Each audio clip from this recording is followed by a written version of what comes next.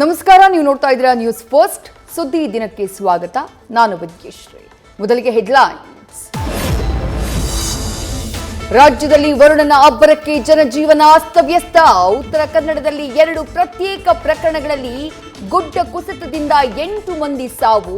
ನದಿಯಲ್ಲಿ ಕೊಚ್ಚಿ ಹೋಗಿ ಆತಂಕ ಸೃಷ್ಟಿಸಿದ ಗ್ಯಾಸ್ ಟ್ಯಾಂಕರ್.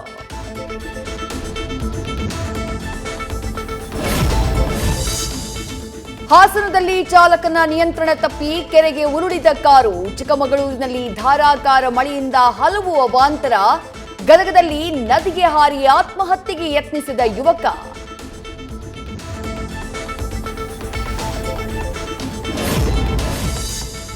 ಗುಜರಾತ್ನಲ್ಲಿ ಪ್ರಾಣ ಉಳಿಸಿಕೊಳ್ಳಲು ಮರವೇರಿದ ಯುವಕ.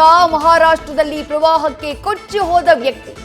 ಡ್ರ್ಯಾಗನ್ ದೇಶದಲ್ಲಿ ಮಳೆ ಜೊತೆಗೆ ಭೂಕುಸಿತಕ್ಕೆ 6 ಮಂದಿ ಸಾವು.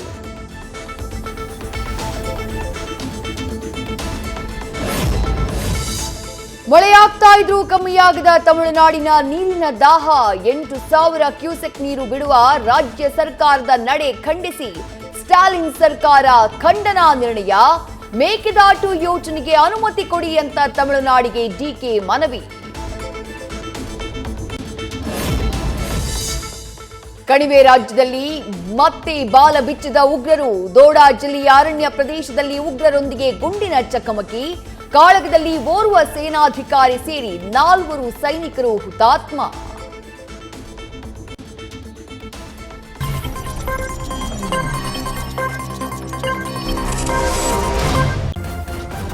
ನ್ಯೂಸ್ ಫಸ್ಟ್ ನಿರ್ಭೀತಿಯಿಂದ ನಿಮ್ಮ ಪರವಾಗಿ.